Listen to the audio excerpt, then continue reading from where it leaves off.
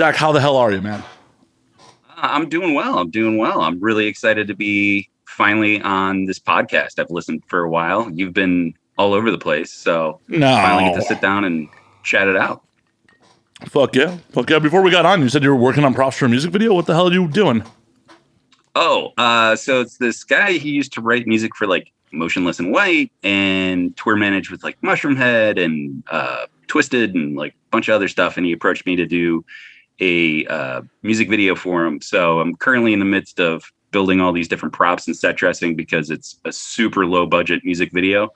And that's my background in film and TV and stuff is I got my start in the art department building props and set design and scenic painting and things like that. Very cool. Like you just named like a who's who of like Ohio, Lower Michigan fucking bands right there, like Mushroomhead and fucking Twist.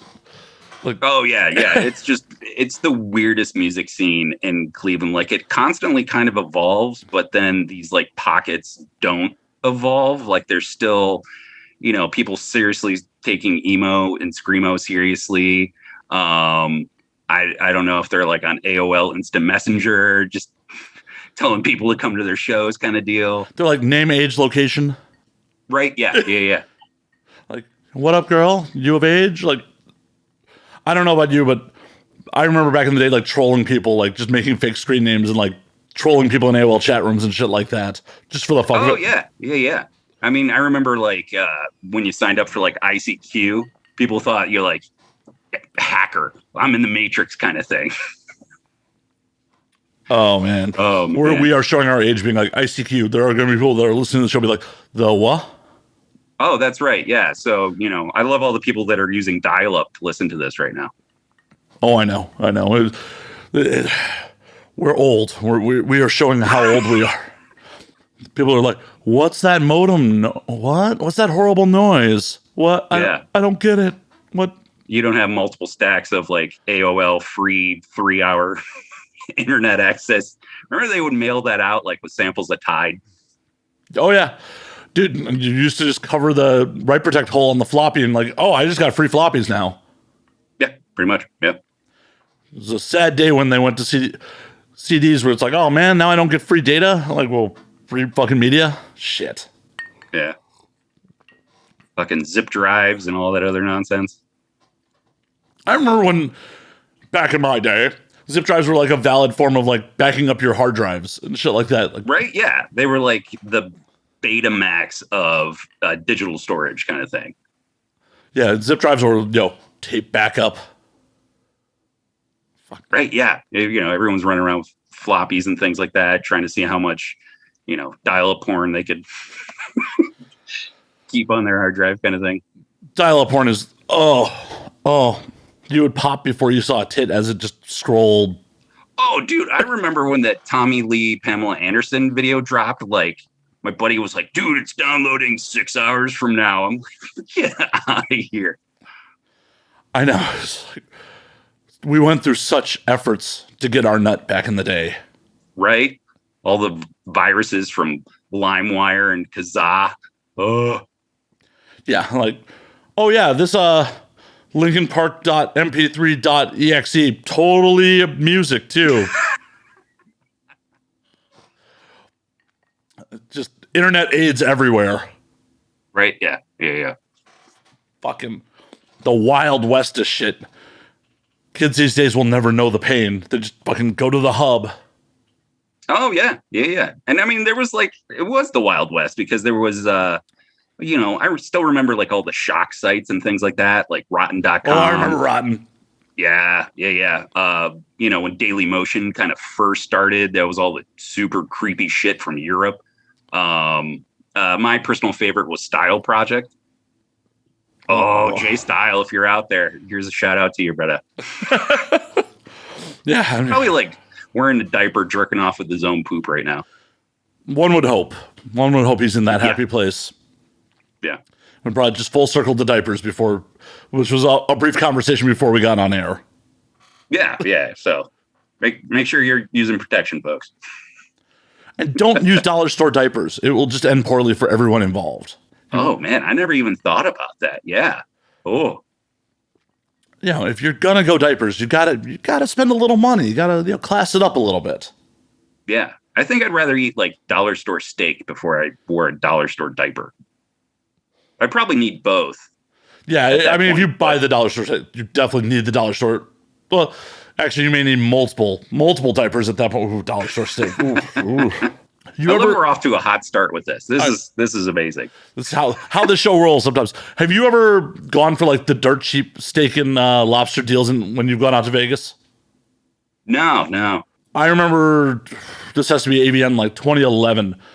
Me and some friends, instead of going to the award show, went to get steak and lobster at one of the casinos down on Fremont, back before Fremont was nice again. And I swear, I don't know what part of the cow, if that was even a cow that steak came from, but it was like, this is going to blow out my colon and it isn't even tasty while I'm fucking eating it. But it was like the $10 steak and lobster, so you get what you pay for, right? Yeah. Well, you've eaten like all over the world. You're extraordinarily well traveled. A little bit. A little bit, dude. Your passport probably looks like fucking wrapping paper with as many stamps that you probably have on it. It's actually quite naked right now because I just had to get a new one. I feel so dirty. Doing too much with COVID and all that, but the world opens up before there's another variant. But I think it's a little too late. At least here in LA, the Delta variant's running wild, and people are just acting like, we're vaccinated, it's all good. I'm like, fuck. Apparently, it's not all good. I'm happy to be vaccinated. Sorry to anyone who's listening who's like, you're going to be a zombie in a year or some bullshit.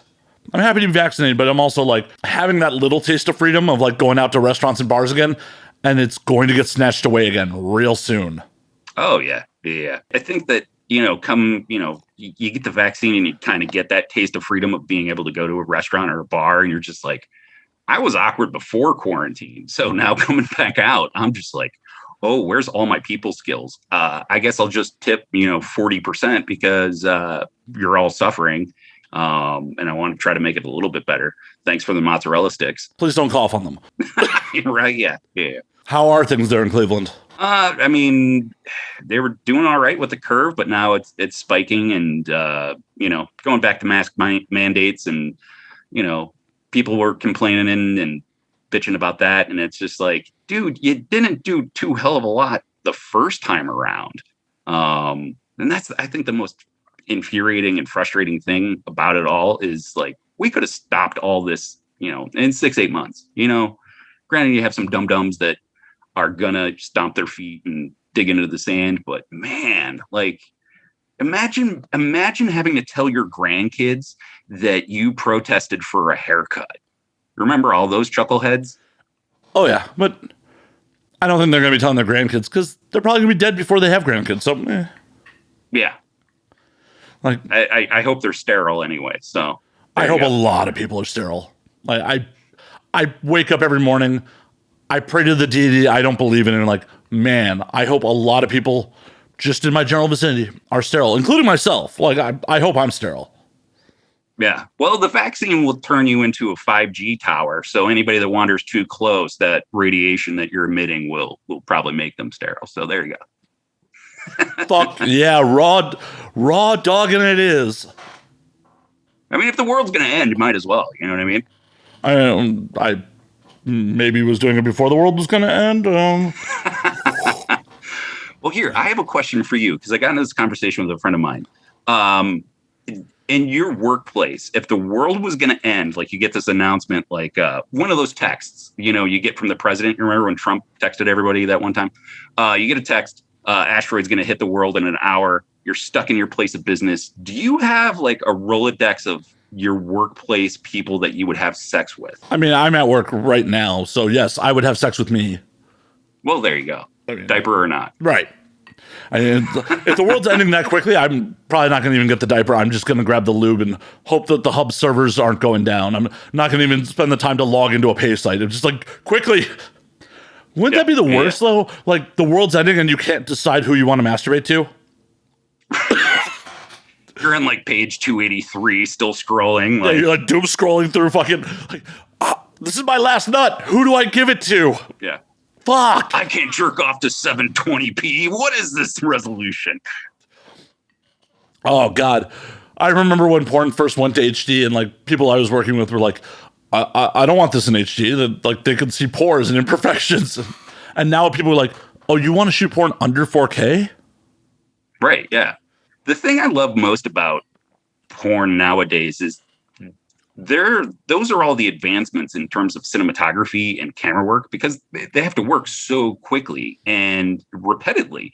And it's, I love jumping on Twitter and just being like, hey, what camera's worth of shit? What are you editing with? What are you lighting with? And, most of the time you'll get those kind of replies because, they love to geek out about tech and all that and not, some random dude that's just like, what do her feet smell like? Actually, as being someone who works on set, like shit runs the gambit. Like a lot of OnlyFans content is just shot on people's iPhones. Yeah. Like no exterior sound, they're just iPhones. Yeah. Yeah. I mean, they're getting better and better. I mean, I've done a couple short films on iPhones and I mean, the portability of it and just the ease. I mean, and they make so many different accessories. Like you can jump on Amazon and get like macro lenses, micro lenses, fisheye, and all that for dirt cheap. Get a cheap gimbal that is just for your phone. Yeah. And I mean, there's other more serious filmmakers that are showing people that they can do it. Like the film Tangerine. Yeah, I was just about to. Yeah, that movie's amazing. And granted, they had a little bit of different accoutrements and all that, but the one that's really cool is if you search for the Nightmare on Elm Street iPhone. Did you see that one? No. Oh, so they got the DP that shot. I think it's from I forget which one it is. I want to say 3, but I might be wrong. But they recreated from the movie and then shot it on iPhone, and they put it side by side from film to iPhone, and it's amazing. I highly recommend you check it out. Well, what 3 came out in what year? Like that's got to be early 90s at the latest. Something like that. Yeah. So I can't imagine even a cinema camera was as good as an iPhone at that point. Yeah. And I would love to see like what people can do. Like, if Roger Deakins shot it on an iPhone, like what Blade Runner 2049 would look like, kind of deal. Well, so much shit is like I'm learning now, and like I didn't fucking know. It's like it's not your camera is definitely important, but like lighting and actually skill and framing and shit like that matters so much more than just the camera. There's myself included was just like, oh, if I had a really nice camera, I could shoot something beautiful. Like, not if it's lit like shit. Yeah. I mean, I've seen some amazing photography just done with, those disposable cameras you buy at any drugstore. But yeah, I think that the more accessibility that people have, the more talent you can nurture. And yeah, it's a double-edged sword because now there's just so much content to kind of pour through. I really wish we had those kind of days of like, Elvira or, Rhonda Shear up all night kind of deal, kind of curating what's floating around in that white noise when you spend 25 minutes trying to decide what you want to watch and then go to bed because you can't figure it out and didn't watch anything. Yeah.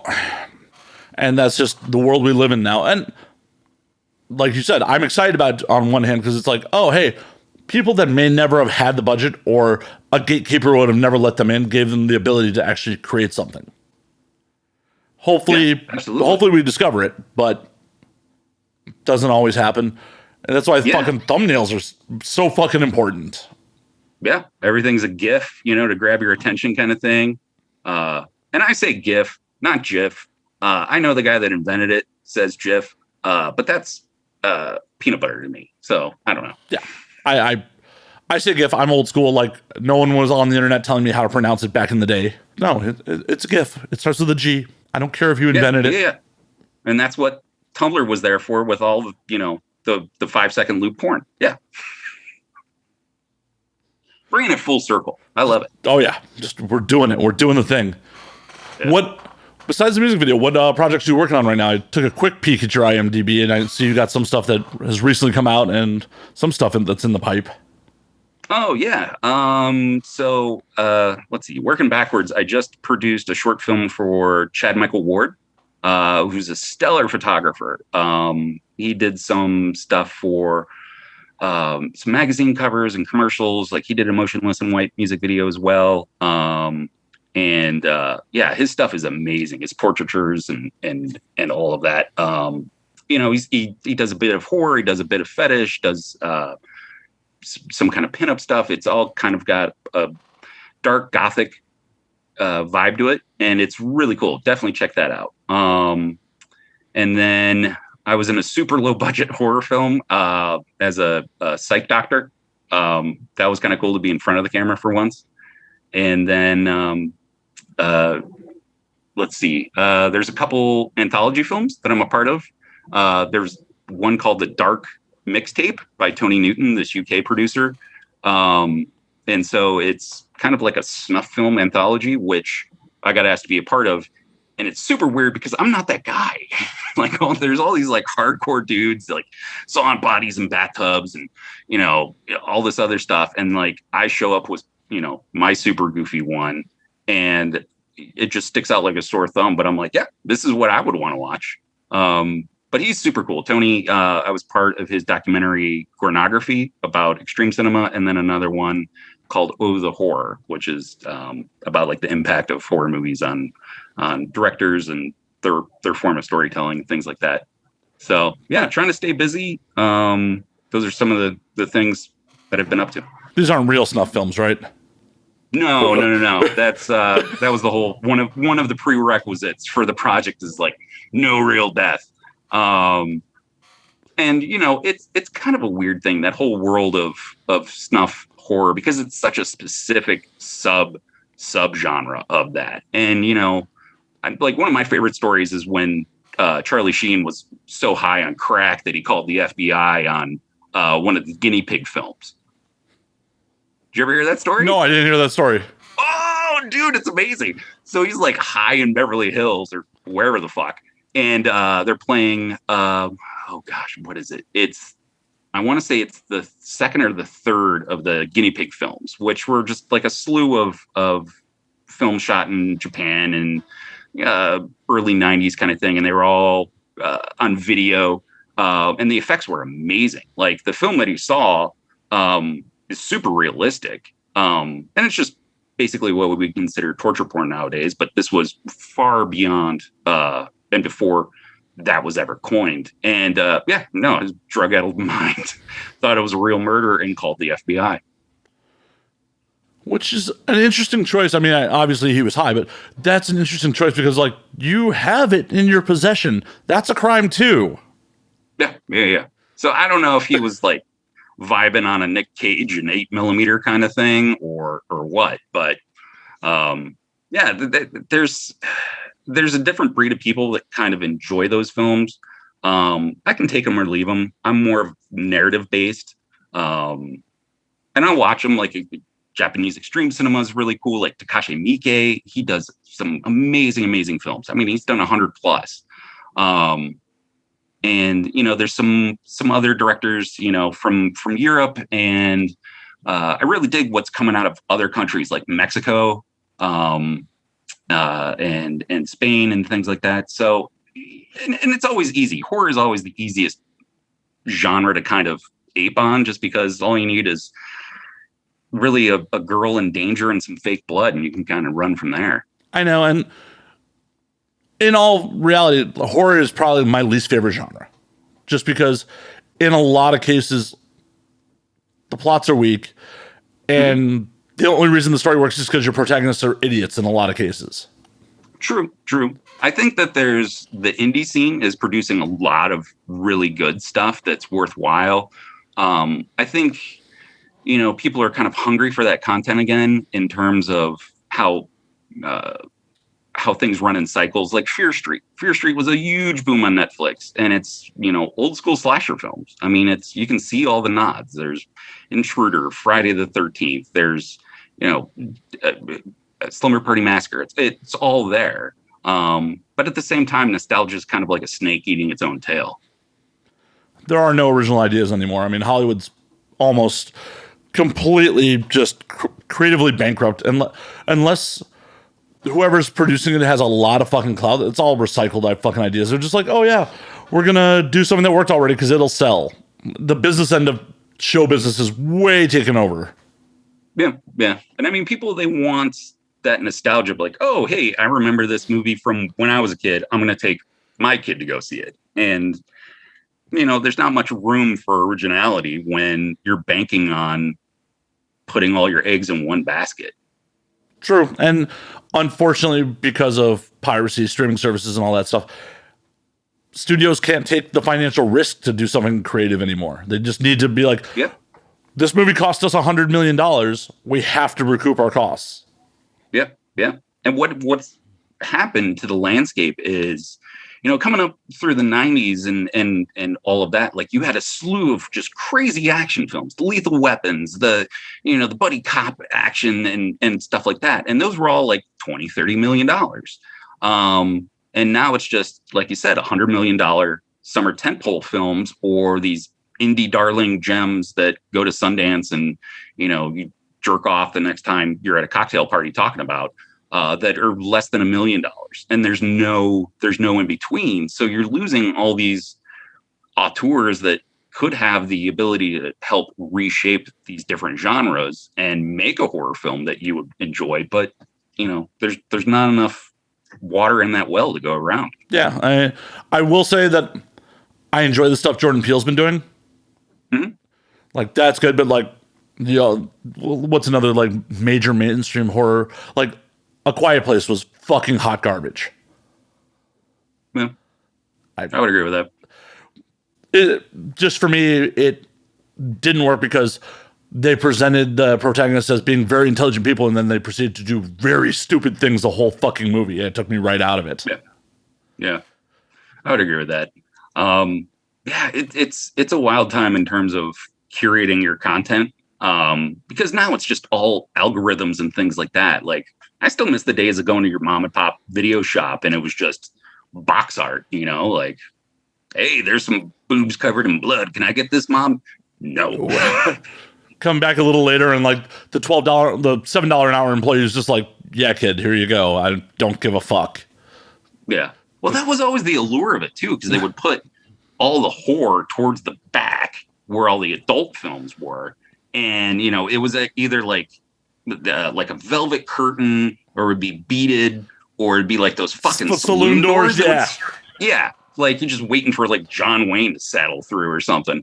But my biggest hope is that with this digital age that we're kind of pushed into, especially with COVID and everything being on demand, is I really want to see a return to NC-17 rated films. There's not much of that anymore, and I don't know why. I think it comes down to the commercial ability. Is it commercially viable? Like, people are like, oh, hey, it's not going to get a theatrical run at NC-17. Yeah. The reason we don't have them is that theaters were like, yeah, that gets poo-pooed because we can't show it. We can't do matinees. We can't, the kids are the ones that go to the concession stand because they want all the candy and blah, blah, blah. Like, I get it. But now we're in an age where, if I want a snack while I'm watching a movie, like I just go to my fridge and I go fart in the same couch cushion I've been doing all of quarantine.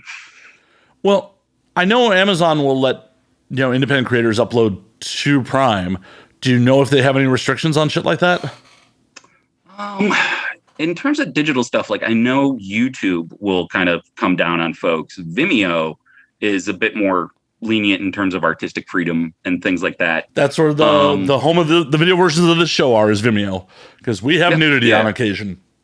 Yeah, I love Vimeo. The biggest beef I have with it is like their search algorithm really kind of sucks. Well, their search algorithm sucks. As a creator, you have no opportunity to be ad supported, so you have to sell your content and then you have to pay to have any real space on there to upload stuff.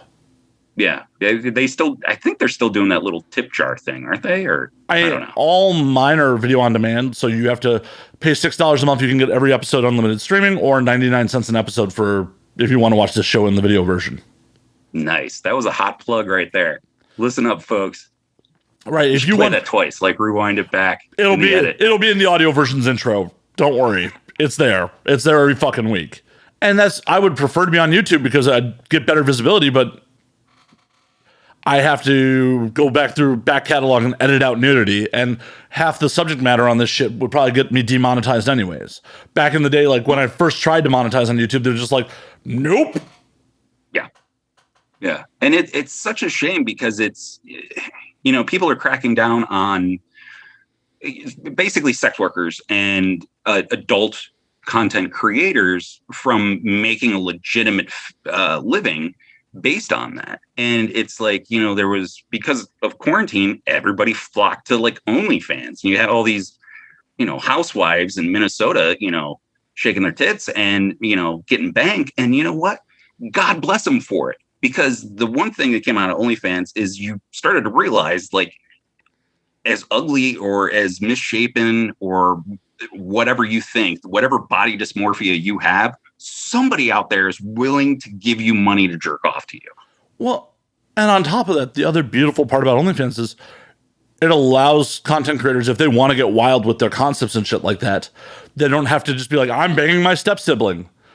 Like, yeah. I was talking to Olive Glass about it a couple months back where she's like going to talk about doing like full on circus scenes and shit like that for OnlyFans. Yeah, you can get wild. You can get more creative. You're not locked to, you know, what people are telling you is cool and hot and trending and hashtag whatever. You can, you know, go against the grain. And I think when people do that, that's when you get a lot more engaging content that will now spark that, you know, slew of imitators and things like that, you know, like you just said, like everybody's banging their stepdad. Like, what are you doing, step bro? Like, that's the whole fucking new thing. Like, It's kind of like when we were coming out of the 90s, 2000s, it was like all the hot tattooed alt girls. Like, ooh, how taboo is this? Like, oh, you've got a neck tattoo. I can't take you home to mom, but I'll still shoot my seed. Woo. Yeah, right.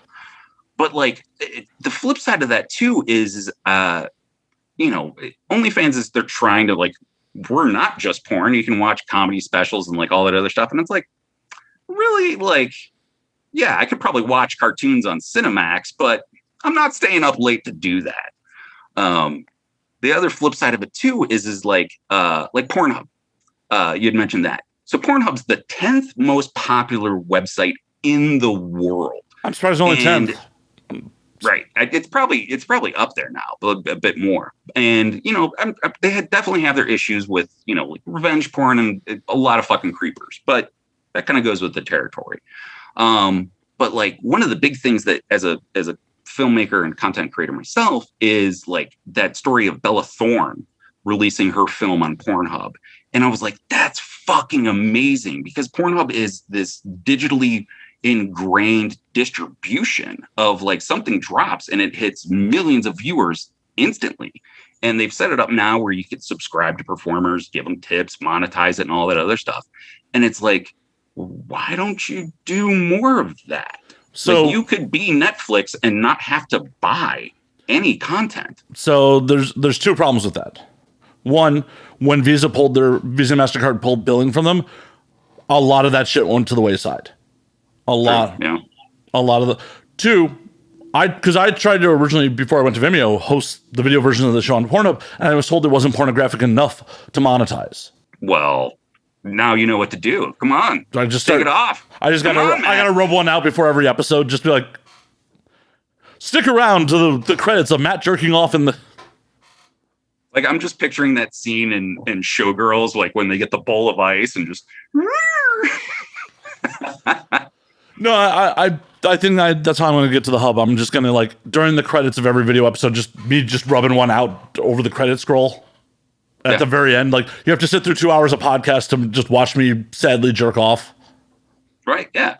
I mean, that was Burt Reynolds' character in Boogie Nights. His goal was to make a movie that's so good that you sit in your own goo to see the ending of. So I still think that that's a viable thing. I mean... I don't know. When Verhoeven did Showgirls, I mean, that was the biggest studio NC-17 film ever. And, you know, it was considered a commercial flop, and they'll probably never do that again. But that is a cult classic. Cult classics don't make money, though. True. It's all about the money. I mean, hell, they had to recut Natural Born Killers down to R. Yeah. And that's fucking Oliver Stone at like the height of Oliver Stone, and they had to recut it down to R. Just, I don't think in the current landscape NC-17 is ever going to be commercially viable on theatrical runs if things like Prime, because Prime is like the only real mainstream source where you could probably do NC-17. Maybe, I don't know, because YouTube's just too ad driven, and like national advertisers to be like, oh yeah, we'll allow NC-17. YouTube, if they were, in my opinion, if they were fucking smart, would roll out like an adults only section. Not for full-on pornography. Instead of telling me do you want to subscribe to Red? No, I fucking don't. I don't even want to sit through this 5-second commercial I have to watch before I get to the content I searched for. Well, I feel like YouTube Red was just it was good in concept, but it failed horribly. There's a reason Cobra Kai ended up on Netflix. Yeah. No, I agree. And that's a great show too. But I think there is a market for more, not hardcore, but more adult themed entertainment, because right now we're kind of swimming in this sea of PG-13 nonsense. Like the success of Deadpool. Deadpool is, probably one of, the MCU's favorite characters because he breaks the fourth wall and all the quips and all that other stuff. That's great. Don't get me wrong. But the fact is, you want to see him send bullets through people's faces, and they show that. And the weird thing is that's far more acceptable than a pair of nipples, So that's just America for you. Just in America. Europe, they're like, no, all the nudity, none of the violence. Yeah. And I mean, that's the thing. America, our entertainment is our last great export. Cars, no. Steel, no. Electronics, computers, no. Like, that the rest of the world lives for what we do, and it's just remakes of films that we enjoy. And it's gotten to the point where we don't make content for Americans anymore. We're trying to make money off of the foreign markets. Oh yeah, hell, Disney's been real bad about this, like specifically putting actors or characters in just to pander to the Chinese market. Mm-hmm.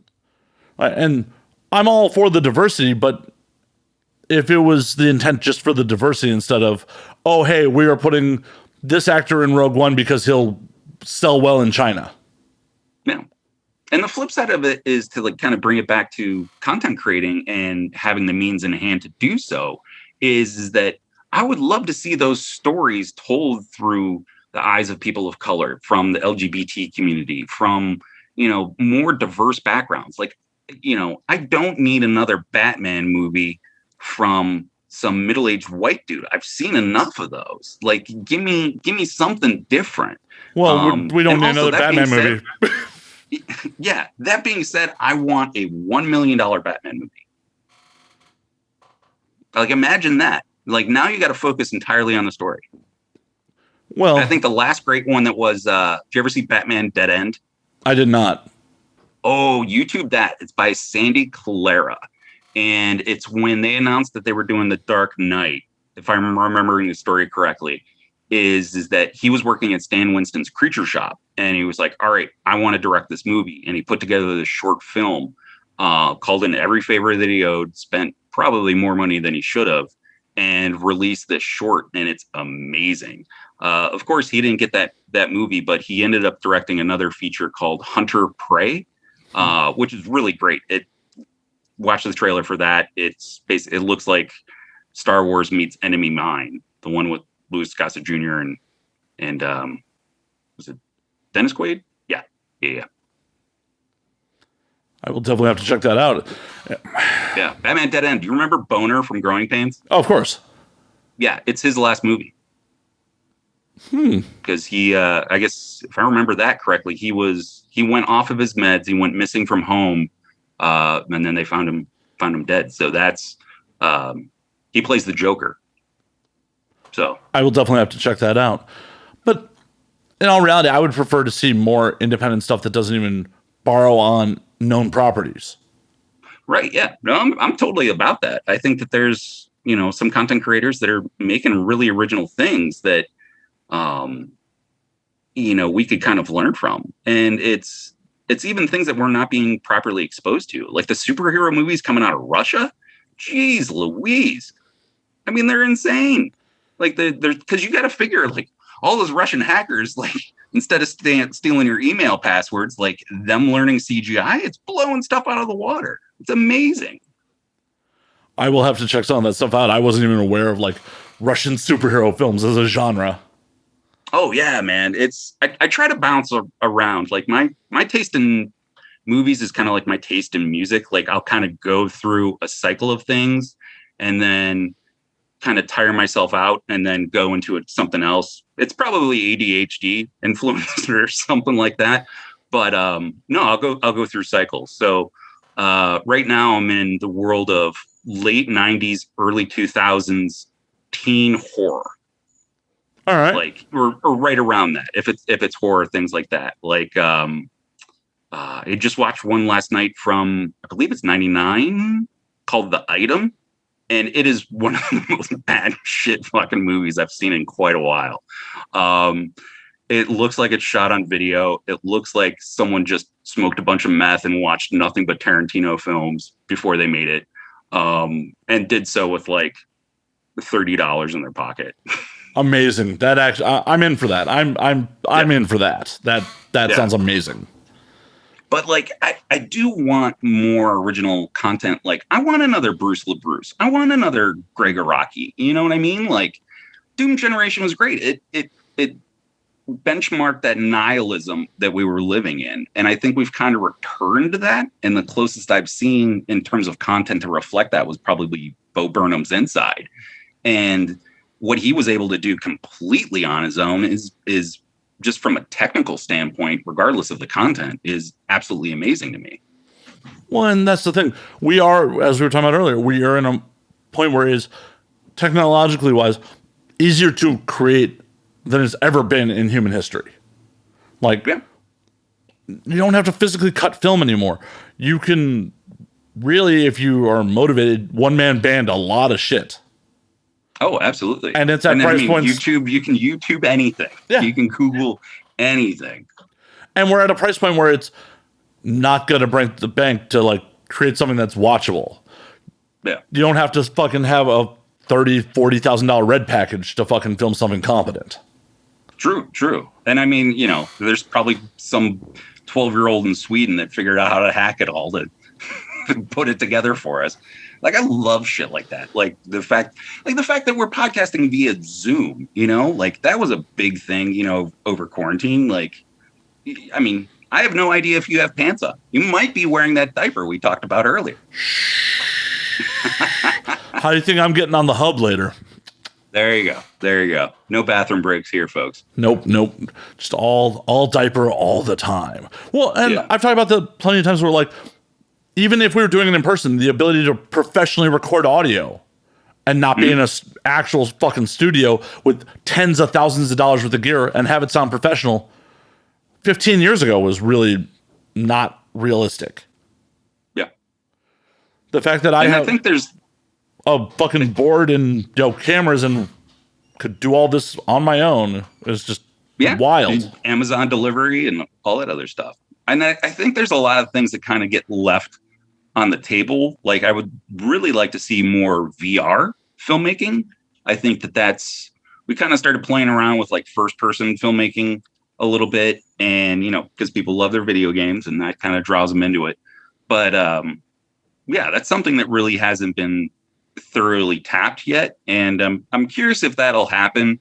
I'm sure we'll probably get holograms before that, but hey. A lot of the movies that did first person were just kind of bombs. Like Hardcore Henry didn't really do well. Mm-hmm. And you go back to like 1995 Strange Days had a bunch of first person scenes. And I love that movie. That is honestly one of my all time favorite movies, but like not a commercial success. And now you can't even fucking get it anymore. Like, I'd recommend the Hotel Inferno trilogy. It's from these dudes out of Italy, and it's like old school splatterpunk. So like if you like those like late 80s, early 90s, like just shot on video kind of stuff, it's them with the right gear, super bloody, total gore fest kind of thing, but it's all first person. Like the first one is about an assassin on a job in a big hotel, and then he finds out that he's double crossed, and it's like these demons. And then the second one is he dies and goes to hell, and he has to kind of fight his way out. And so it's like incremented just like a video game where there's the mini boss and then the side mission. And then, there's the level boss, and then you move forward, and it's just like awesome. Like I can totally dig that. And it's supposed to be, you can see the flip side of that. Like the guys from Coke Wolf that did Bellflower, they were supposed to kind of do their teenage gang side scroller film. If you've never seen Bellflower, I think Bellflower is 100% up your alley. I will have to check it out. I'm unfamiliar with it. I'm like, it's two best friends that are super obsessed with Mad Max and preparing for the wasteland that the apocalypse will deliver. And then one kind of falls in love with the most toxic partner that you could encounter. And then, of course, everything hits the fan. I will definitely check it out. Where can I watch that? I think it's on Prime. You might be able to track it down. I'm sure I can track it down. You can find it on Kazaa or .exe. Bellflower.exe. Oh, there you go. If you're wondering where this podcast went for the next month or two, it's because I downloaded a virus on Zach's recommendation. There you go. Yeah. You killed the podcast, Zach. How does that make you feel? Oh, you know what? It's not even me. I'm some Russian hacker. And now, I've got some spyware, ransomware thing going on. He's actually all CGI. He's not even a real person. That's right. Oh. But speaking of CGI, I honestly feel like more movies need to go back to practical effects, especially for horror. Oh, yeah. Like CGI blood is so bad. Like even when it's good, it's bad. It works. Yeah. There's just the unpredictability of how splatter goes when you're doing squibs and practical effects. Mm-hmm. And I mean, there's definitely a combination that works. Like with Mandalorian, I loved with Mandalorian, they had these physical costumes, they had these puppets, they had all of that, but a lot of their locales were these LED paneled walls, and they were curved and all that. And it's basically you can run a screensaver through that and then shoot it. And it was kind of like, an evolution of that Tom Cruise movie that he did where he's in all white. I'm trying to remember the name of it. Not Minority Report. No. Oblivion? Yes, Oblivion.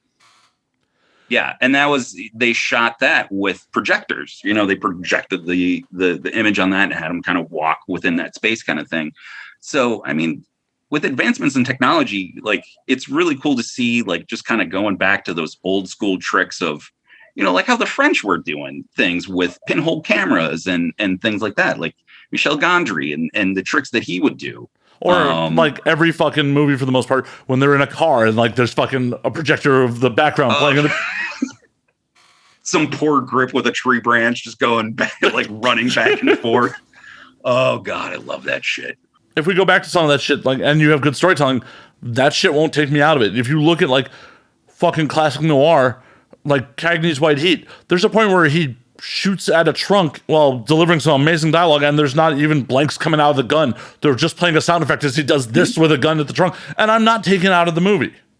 Yeah, because the story and the story and the acting is so fucking good. But you to give me fucking bad story and okay CGI, and I'm just like, meh. Yeah. It's so much of it. It just looks like a lock screen for your phone kind of thing. And don't get me wrong, I get it. I'm a comic book fan, like Avengers Assemble, all that fun nonsense. But like at the end of the day, like it's a cash grab. You're trying to squeeze as much merchandising out of it from top to bottom. And God bless you for it. That's pure capitalism if you can do it. But at what cost? These films become so forgettable to a certain degree that they kind of blur together. I couldn't tell you, what the difference between some of these story arcs are. And they're also so predictable as well. They are, because they play the same beats, because they just want you to come in and like feel good. On the other hand, it's also really impressive that, like, in the first time in cinematic history, you have almost 20 films that are all intertwined at this point and still going. Yeah. But I mean, I like the old school, like the Roger Corman Captain America, his Fantastic Four. Like anybody out there, Dr. Mordred. Dolph Lundgren is the Punisher. Come on. Yeah. Yeah. But Dr. Mordred with Jeffrey Combs was supposed to be Doctor Strange. And, you know, it's when Marvel had no money and, you know, they would just kind of make these films. And that's kind of like the death knell of, you know, those days of just pure trashy cinema of stuff that was shot in Hollywood where the mob was laundering money through these film sets and things like that. And it's like, hey, you got to shoot this feature film in a weekend. Here's a kilo of blow. Go. And, you know, you just got some of the most batshit fucking movies. Like, you know, you could thank Linnea Quigley's career to a large chunk of that. Like all of them, Brink Stevens, Tiffany Shepis, you know, all that kind of stuff. And the last battalion of Scream Queens, that kind of thing. C'est la vie. It's gotten too expensive. I don't know. Maybe people are out there doing it and I'm just not exposed to it. I don't know. Put more blow back on film sets. More blow, more mobsters on film sets. Right? Because, I mean, dude, the fucking movies that they were making, like Hollywood Chainsaw Hookers, Sorority Babes in the Slime Bowl, Ballorama, fucking just the most insane shit. Like, you cannot tell me that Mac and Me wasn't from a drug-addled mind. It might have been a long-form McDonald's commercial, don't get me wrong. But somebody was high in that pitch meeting. Well, I have a feeling the reason there's less money laundering going through films like that is because to launder the money, you would claim physical media sales and shit like that. Yeah. Since there's no physical media to like claimed it was printed and sold, you can't really launder it as effectively. So that's probably why they're not laundering it like that anymore. True. And that's the thing is with the decline of physical media, like, I don't know about you, but like I was a big fan of tape trading, of where you would just get a blank tape from your buddy and just be like, make sure you watch this alone or that your parents don't find it kind of thing. And you just pop it in and it would just be fucking clips of like, you know, just the weirdest fucking shit. Just, you know, animation from the 60s to, you know, Japanese bondage to, you know, just experimental films, you know, just insane stuff. And I think that, you know, this generation is kind of lost out on that. But they shouldn't, because that's what Vine was. That's what TikTok is, you know. But it is with gatekeepers. It is with, oh, you can create, but there's censorship on it. There's no holds barred.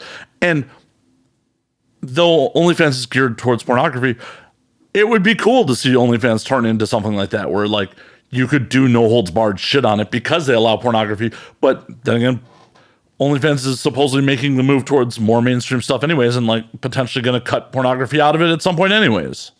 Yeah. I mean, they definitely put a clamp on that. Like, one of my favorites was always watching New York Public Access, just because you get the fucking wildest shit. And it wouldn't even matter what time of day. Like, you could see boobs at like noon sometimes. But like the more like late night stuff, like what the fuck was her name? Robin. Oh, SNL parodied her a couple times. Oh God, Robin Quivers, something like that. Well, Robin Quivers was on Stern. Stern, yes. Oh God, maybe one of your listeners will comment and just be like, that dumb fucking Zach guy, blah blah blah. Yeah, if he hadn't gotten that COVID shot, he would have known it. His 5G ain't working so good. That was the beauty of public access, was like you would gain viewers by just it being there and fucking physically flipping through channels and being like, what the fuck? And stop. Yeah. Back to what we were saying earlier, like there's so much content out there and there's no tastemakers or just being forced to have it delivered to you. Yep. Because I mean, I remember growing up, it was, you know, you had channels 3, 5, and 8, you know, and you had to turn the knob to channel 4 if you wanted to play your video games. And then it was like, oh, here's your paid channels, you know, your HBO, your Cinemax, your Showtime, things like that. And you're like, oh, wow, cool. Here's, you know, all these different things. And like, I always loved the acronym for HBO of, hey, Beastmaster's on, because they would just cycle through the same fucking movies all the time. And then it was like that digital push of, well, now you have 600 plus channels, and like everybody had a channel, Golf Channel, HGTV, all these different things. But ultimately they studied it, and we added like 2 to 3 channels to our repertoire of what we watched. And that was it. You know, and it became this gatekeeping thing that was supposed to be more inclusive, but kind of pushed a lot of people out by separating them even further. Yeah, it absolutely did. What we need, honestly, which I hate to say, is we need more tastemakers. We need more people like a lot of what you get in music, movies, stuff like that, where people at radio stations, you know, program directors being like, I like this song, or someone at the label greased me to play it. So It becomes a hit. Yeah, bring back the VJs. Where's Julia from Fuse? Remember her? Yep. I think she's still on the world.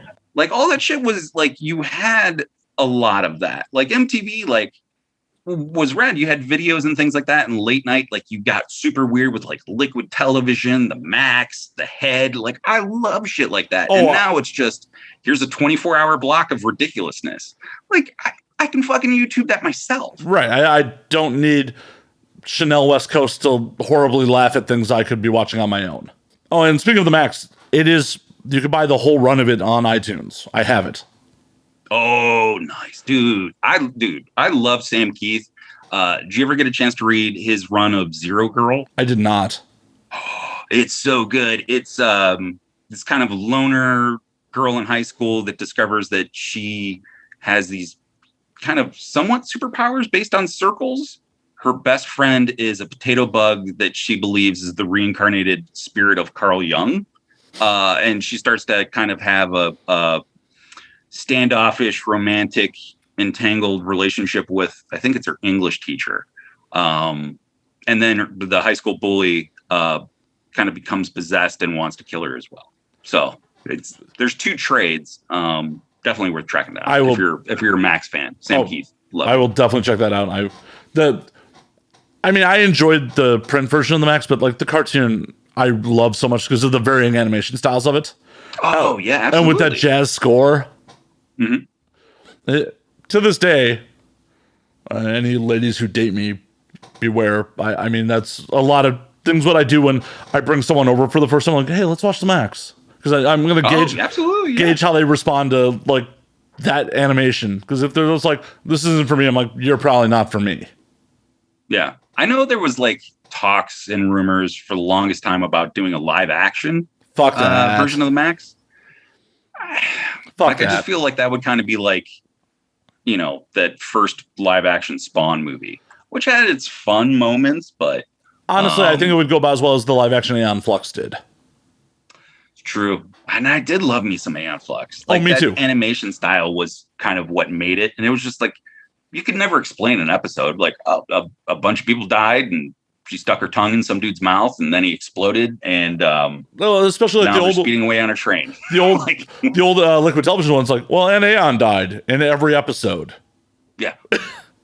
And then cut to like fucking Dog Boy or stick figure Masterpiece Theater, you know, like. Yeah, that was inside someone's belly button. Yeah. Bambara cut off his arm and gave it to a child. And like there were drugs involved with making that. Lots and lots of drugs that were involved in making that. And like, why is shit like that not on television anymore? Yeah, people want tastemakers, you know, like Elvira, loved her. Rhonda Shear and Gilbert Godfrey on USA Up All Night, loved them. Commander USA, when USA Network was first jumping up. I'm from Lorraine, from Cleveland. Goulardi was a big thing.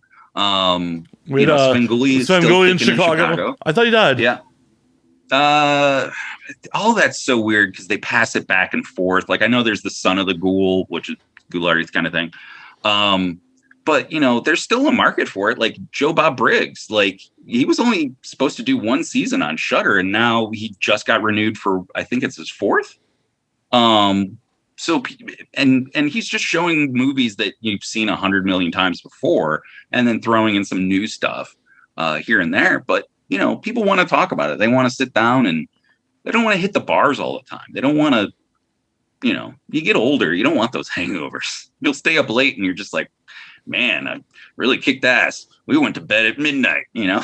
Speak for yourself, sir. Speak for yourself. Well, that's because you got the diaper on, and you can just go right in the bed and not have to worry. It's true. It's very true. I mean, I just go right in the bar on the bar stool.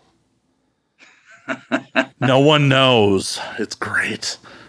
It does make bathroom sex in the bars a little awkward sometimes, though. Crinkle, crinkle, like pulling it down. And I thought they would be like, let's see that badunkadunk, and then you pull it down, and false advertising. That's happened before too. And then it's also happened where they were like, oh yeah. Okay. Then you found a winner. Only if they watch the Max with you. Well, that's an actual date. I mean, bathroom sex isn't a date. Like that's just something that happens. Fair enough. On a serious note, like there needs to be more adult animation. I mean, Rick and Morty has even shown that like animation more geared towards adults works. Yeah. Like Ralph Bakshi, where the fuck are, like, the last big film I think I remember from him was Cool World, which was like Brad Pitt when he was first getting started. Like, yep. I think at that point he had done Thelma and Louise and Johnny Suede, which nobody saw fucking Johnny Suede. I own it on VHS, and I think I'm probably one of the only people I know. He had his bit part in True Romance. Yep. Yeah. Smoking the honey bear bong. Yep. But like Cool World was amazing. And like Bashki's other films were so far ahead of their time in terms of dealing with social norms and things like that. Like I dare people to check out Hey Good Looking, Coonskin, Heavy Traffic. I mean, everybody kind of knows Fritz the Cat because they're just like, oh, it's Fritz the Cat. Fucking. Yeah. But like his other stuff, man, it's super fun. And it hits on, race relations, like spot on, like light years ahead of its time.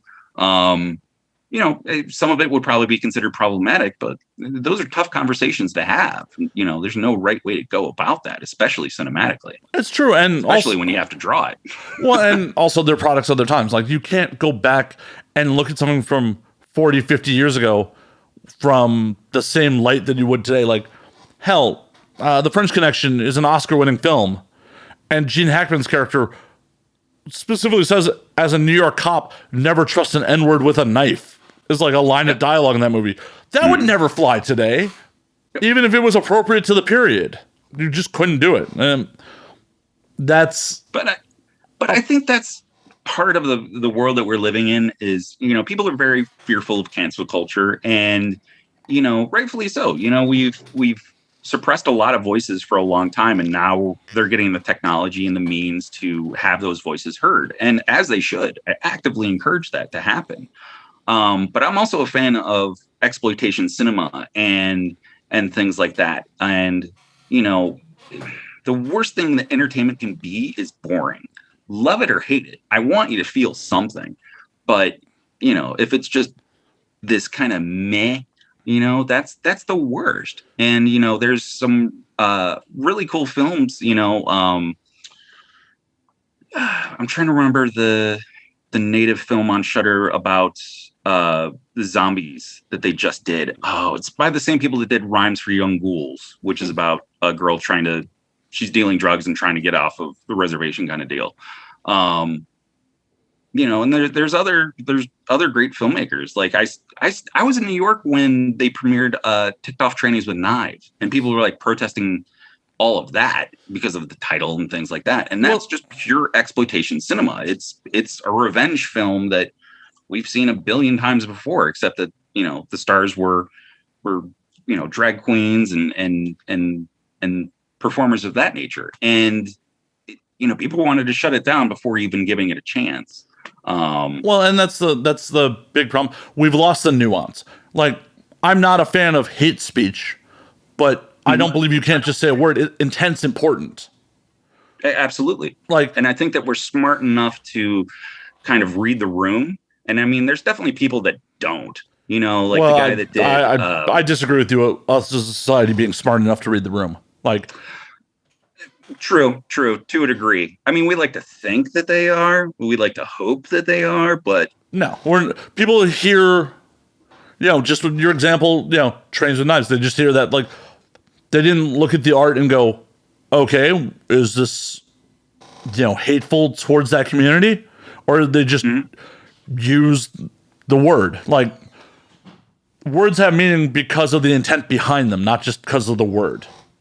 Yeah. I think we've completely lost really any kind of semblance of satire to be able to enjoy that anymore. Like I was really surprised that Jojo Rabbit hit as hard as it did. Jojo Rabbit was amazing. Oh, absolutely. And rightfully so. I mean, it was, it was far smarter than what it, I think a lot of people kind of took away from it. They was just like, oh, it's a comedy kind of thing. But, we've lost like that super subgenre of Nazi exploitation films, like Ilsa, She-Wolf of the SS, like those films, fantastically made. Like, technically, they're fantastically made. Like, Ilsa, She-Wolf of the SS was shot on a weekend on the set of Hogan's Heroes. I did not know that's that. That's why it looks so sharp. Like, the set design looks amazing because it was shot on the weekend in between filming. And like the closest we've even ever gotten to that was the fake trailer in Grindhouse from Rob Zombie of Werewolf Woman of the SS. Yeah. Yep. And I'm not saying that we need to kind of revisit that, but like it's something that just kind of gets forgotten about and not talked about. And I feel like that kind of falls into that same waste bin as like adult animation. And America might not be doing it, but other countries are. Like, one of my recent favorite adult animations was, I believe it's Thai, Achi and Shipak. It's set in the future where the government needs your poop, and they give you these popsicles when you poop, and there's chemicals in the popsicle that you get addicted to it, so you constantly want to poop. But if you do too many popsicles, you turn into these little blue gremlins. I don't know. I can't even explain it, but Achi and Sipak. It's AACHI, and then Sipak is SSIPAK. I'm probably mispronouncing it entirely, but yeah, check that out. I'll definitely check that out. But that's once again where it comes back to like the lack of tastemakers. If you hadn't told me about that, I would have never heard about it. Mm-hmm. And unfortunately, with most American audiences, a lot of American audiences don't want to read subtitles, which is a goddamn shame. I read subtitles when I'm watching something in English. I'm one of those people. It's like when people talk about anime, like, oh, I only watch dub. Oh, I only watch the subtitles. Like, I watch dub with the subtitles. Like, come on. Anyone who's like, I only watch dub, I'm like, I'm just gonna leave now. Like, the dub never gets the emotions right. No. And a lot of them, like, the story is far different. Like, oh God, what's the name of the Netflix one where it's the fox that works in an office building, and she's karaoke's heavy metal. Oh God, I'm trying to remember the name of it. I don't know. Whatever, listener, you can just blame that on me too. But if you watch that with the subtitles on, like, the story starts to differ between the dub as well. And I mean, kind of bringing it back to porn, like, the way I discovered a lot of anime and kung fu films was when you would go to porn shops and they would have that kind of along the back wall because they would have to order a gross to fill a pallet. And they'd be like, well, we only need so much, titles of anal fisting 17 kind of thing. And so they would just get whatever was cheap. They would get a lot of like the Wu-Tang collection. Like, Wu-Tang collections came from porn stars, or porn stores rather. And like, Neon Evangelion, like all that stuff. Like, that's how I found it. Just like, fucking Ninja Scroll. Yeah. Like, dude, Ninja Scroll was great. The sequel, Akira was fantastic. Biohunter, Ghost in the Shell, like, yeah. I'm a big proponent for part 2. I liked how they mixed the animation style with CGI in that. I never saw it. Yeah, part 2 is fun. Give it a go. I'm an apologist for that, but I'm also an apologist for Battle Royale Part 2. All right. So, come on. The kids declare war on the adults? Come on. We all want to do that. I mean, it's the plot of the Hunger Games too, isn't it? So True. And then, there's some fun stuff that, was discovered from those kind of days that I think has shaped my taste now. Like I've been really digging on the films from Indonesia, like Japan, of course. Netflix, they've been picking up a lot of TV shows. Like I've been digging the ones from like Korea.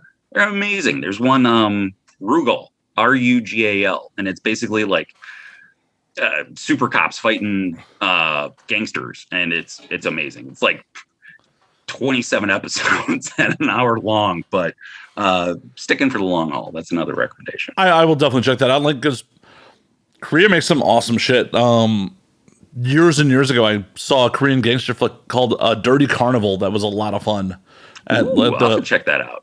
All right, Dirty Carnival. That's going on my list. Yeah, I feel like we're giving each other homework. I know, just a little bit. We'll have to do a follow up in here and be like, so how much of your homework did you do? Yeah. Yeah, it was a fun one. It's a Korean gangster flick, and like, it's definitely odd because like the characters do karaoke about the plot points at points. Oh, okay. I'm into that. It's like, is it truly a fourth wall break when they're singing about the plot of the movie? I don't know. But it was just also like I saw this in the mid 2000s, and it was really interesting to see the difference between like an American gangster flick versus a Korean gangster flick, because there are no guns in it, none. And it's a major deal to the characters when knives come out into like these triad fights. In American gangster flicks in the 90s and 2000s, at that point, like it was drive-by shootings. Like you almost never saw a knife fight committed to film. Yeah. And I mean, I feel like we were missing out on a lot of that. Like, where's all the fucking ninja movies at? You know what I mean? Like cool. Like, here's a historical period piece, like 47 Ronin. Am I supposed to get wet for that? That's like a comic book adaptation. I feel like actual ninja movies, people are afraid that someone will scream cultural appropriation on that shit these days. True. Speaking of ninjas, I just rewatched very recently The Hunted with Christopher Lambert. Oh, dude, that movie. It's not bad. It is not a bad movie. Yeah, that's a good double feature with The Corruptor, the one with Chow Yun-fat and Mark Wahlberg. Isn't the female lead in that fucking... Why am I spacing on who the female lead is? Because it's that 90s, 2000 era of film. It's kind of like you sit down and name all the cast of Deep Cover. It's like probably one of Jeff Goldblum's most underrated films, but, and I say it's a Christmas film because of the liquor store robbery in the beginning. I see that. I agree. I agree with that. I agree. Yeah. It's amazing what all becomes a Christmas film when you look at it just right. It's like, oh, wait a minute, that happened to Christmas too. Yeah. But now let me ask you this. Christmas porn always weirds me out. I don't know what it is, but like Elf's Bangin' or, Out Come the Candy Canes, it's just like the one subgenre of pornography in adult cinema that I can't get into. Is that because of your childhood or just... No, it's not like the sanctity of the holiday or anything. Like, it's not like, I'd be one of those people out protesting Silent Night, Deadly Night when it first came out. I just think that there's just a level of ridiculousness to it that isn't self-aware, like, say, a parody. Because like the Grinch that... what is it? The Grinch That Gaped Christmas? Yeah, I believe so. Yes, that one. That is hysterical. And I love me a porn parody, especially the horror ones like Evil Head, Triple Exorcist, Repenetrator, things like that. All Burning Angel products. Yes, absolutely. Love Joanna and Small Hands too. I was able to do a short with them probably 4 or 5 years back. Yeah, I remember you sending it to me. Dude, they are some of the coolest fucking people on the planet. Like, it's not fair. Like, it's not fair for them to be like that hot and that cool. Like, I would love to work with them again. I'd love to shoot a music video for Aaron. So I'll holler at him, but he's a one man shop. He's like the fact that he is doing music videos, the music, the editing, like he is. Like, that's not fair, man. Like you're doing all you can do all this. Fuck. Yeah, and I mean, there's people like doing far more. Like one performer I've always wanted to work with was Marilyn Mason. She was in that remake of Evil Night, which was a super shitty shot on video film that was remade by Chris Seaver. And the remake is just full of, cheeseball jokes, and you definitely have to have a six pack in you before you even hit play. But she's great. She's probably the best part of that whole movie.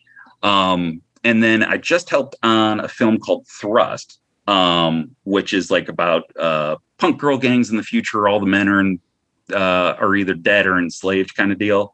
And I got to work with and meet Felicia Fisher, who I didn't know at the time is like this hardcore porn actress in the sense of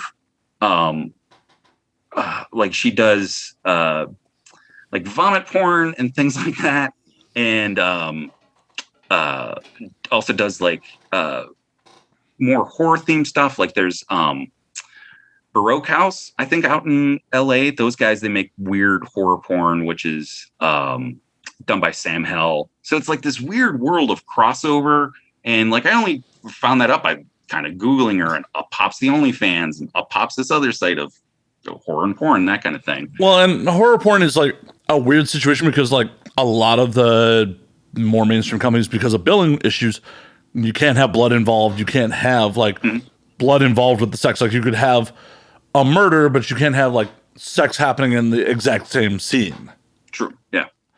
But I do love the ridiculousness of other stuff, like the stuff from like Leroy Myers, like Dickachu and Strokomon and like and all that other stuff. It's so ridiculous that they're like, dude, check this out. And you text your friend a link at work and they click on it when they're in a meeting. You're like, yeah, that whole fucking thing. I mean, that's like Wood Rocket's whole bag is like, oh, we're pretty much making porn that's clickbait. Yeah. But there's so much craft in it too, because I remember when they did the Ninja Turtle one. And the Ninja Turtles, like, they had full body suit, but then they had like 10-inch cocks. Those were done by Tom Devlin, who was on season 1 of Sci-Fi Channel's Face Off, that special effects makeup competition show, which if anybody's out there that has any kind of pull, fucking bring that back. Because all we got was Sexy Beasts, that new Netflix show, which the makeup's cool. Show fucking sucks. But back to my tangent. There's so much skill in that. Like when they did the SpongeBob parody. SpongeBob SquareNuts, Christ. Oh my God. Like it reminded me of like old school Rinse Dream, who did Dr. Caligari. He did Cafe Flesh. He did She Girls a Go-Go. And like he made this super wacky fucking adult cinema so that he would make enough money to make the stuff that he wanted. And if anybody listening that's never saw those films, track them down. They're fucking amazing. Like Dr. Caligari is one of my favorite films of all time. The trailer is spectacular. Like it starts off with Kurt Loder talking about it. It's supposedly getting a Blu-ray release. I think that was kind of the rumors on social media and things like that. But Rinse Dream, Wikipedia, Google that guy. It's definitely like that mid 90s, like the high-waisted thongs, that whole thing. Oh, I love that. That fuck Victoria's Secret. Give me that Fredericks of Hollywood, bargain bin sale stuff. That's what I'm looking for. With the bad tan lines and all? Oh, absolutely. How am I supposed to know you spent the weekend in whatever beach that your boyfriend took you to that you couldn't afford otherwise? It's true. It's so true. Yeah. But on the Wood Rocket front, those guys, like, I love those guys. Those are friends of mine. They are creative maniacs.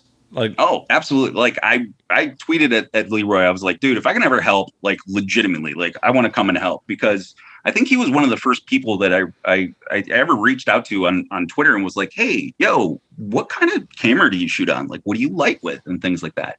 Because I think like with so many different companies as they popped up, they've developed a very signature look. Burning Angel is one. Wood Rocket is one. Old school like Evil Angel, like all that.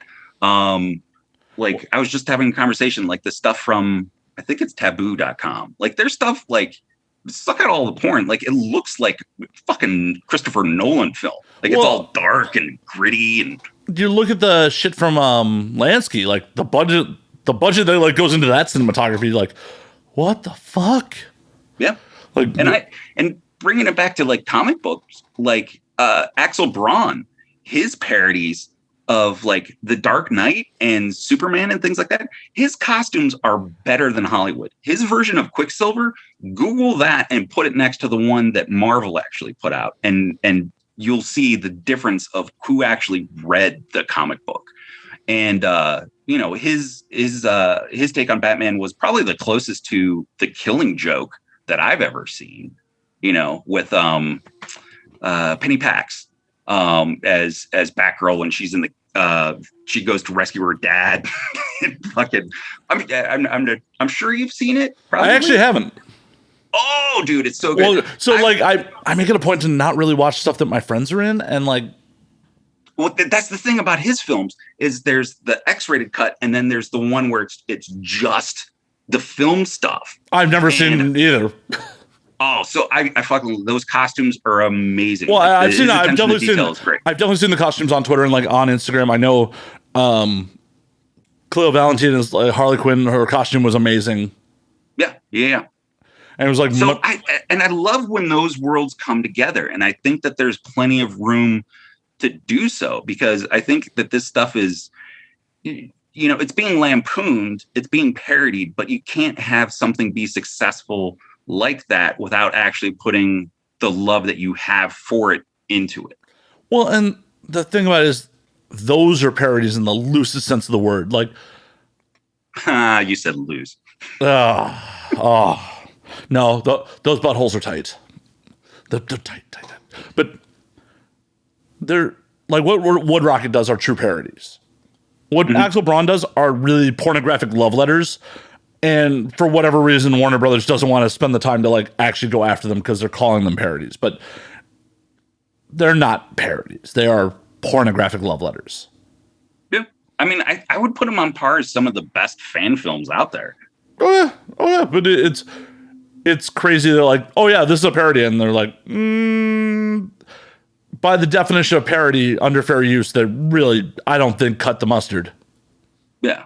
But I think that they're part of the same spectrum of like, say, Axel Braun to Wood Rocket, of like, you have this kind of fan film seriousness to kind of this, hey, we're kind of goofing around kind of thing. And it reminds me of like the old school days of like adamsfilms.com, like where that's where you went to watch short films.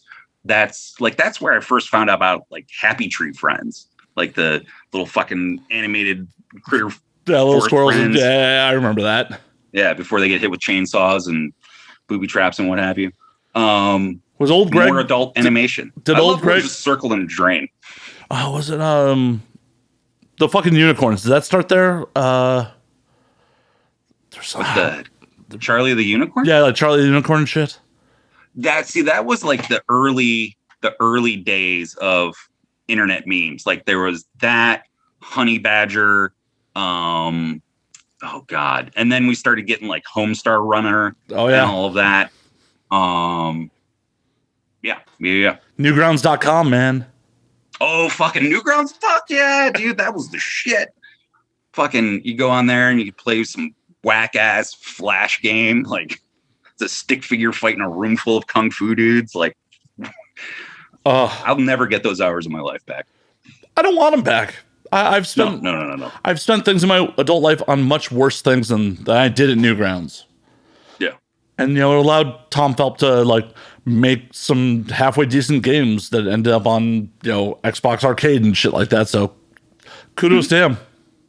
Yeah, and I mean, I think that's another thing too. Is like we're talking about adult animation. Like we have rated films, we have rated video games. Like I don't know why there's not an NC-17 adult game that isn't just specifically geared towards violence.